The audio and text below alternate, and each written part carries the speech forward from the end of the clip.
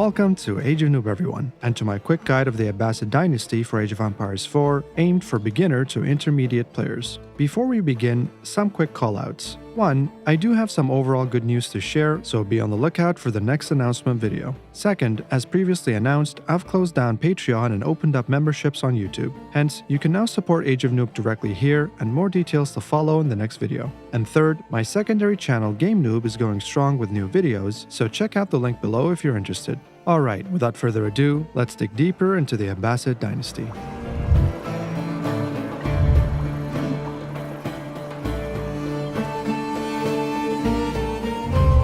The Abbasid Dynasty is mostly known for its defensive and booming playstyle. This means that its strengths lie usually in setting up a strong economy first before going on the offensive. The Abbasid Dynasty is also different than other civilizations in multiple ways. They exclusively age up through building a wing on their unique House of Wisdom building. You can choose the order of construction between the Culture Wing, Economic Wing, Military Wing, and Trade Wing.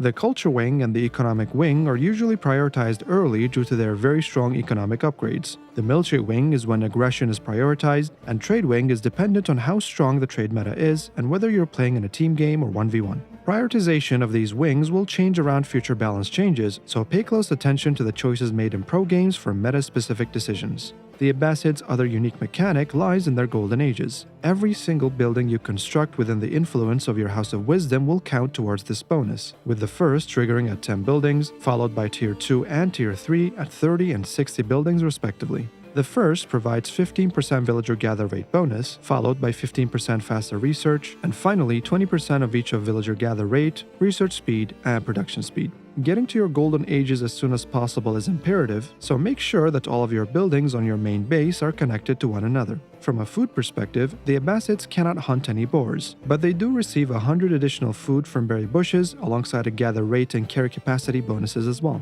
Their final economic bonuses are wrapped up with their land traders being 33% cheaper and docks costing half the wood. You should definitely read up on all the House of Wisdom technologies individually, but keep in mind the preservation of knowledge from the Culture Wing and the Fertile Crescent from the Economic Wing are two of the most important, no-brainer technologies that you research almost every game. The rest of the technologies can be situational in their use case and timings. It is also important to note that their unique fresh foodstuffs technology in their town center is used for a strong boom. Their trade is also strong, especially given the free traders as well as the 3 technologies you can research under the Trade Wing. Once again, trading and the Trade Wing in general are situational, so be sure that you're up to date with the meta, maps, and settings in which trading is strong and defendable. Militarily, the Abbasids only get one inherent bonus, which is their ability to construct siege units without the need to research siege engineering in the blacksmith. This allows for some niche early plays with the Military Wing, but is also overall nice to have throughout the game as well. The Abbasids have 3 unique units to choose from, which are the Camel Riders, the Camel Archers, and the Ghulam.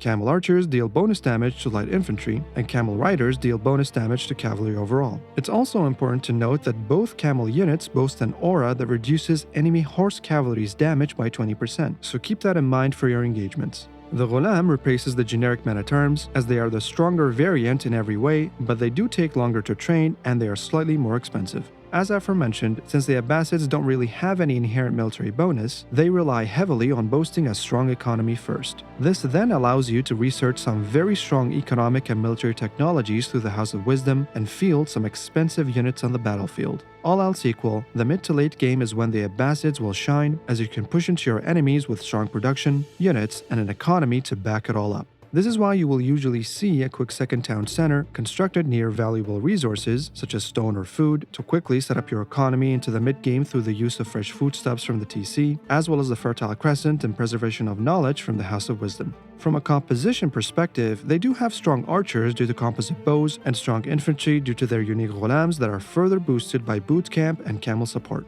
Although nothing special, you will also likely rely on their generic horsemen many times due to how expensive the camel units are. And, of course, once you do have the economy for it, then your camel units, supported by your Ghulams and other counter units, can be a tough composition for your opponents to deal with. That said, their siege units are just generic, so apart from their singular siege building bonus, there's nothing special the Abbasids have to offer. In summary, the Abbasid Dynasty is a civilization that's best for players who enjoy booming first before applying their military might on their opponents. A strong economy and trade will in turn help the Abbasid players field their strong but expensive units, yet they will also have to learn how to defend all ends and strategically place their second TCs to survive into the mid to late game in which they will begin to shine.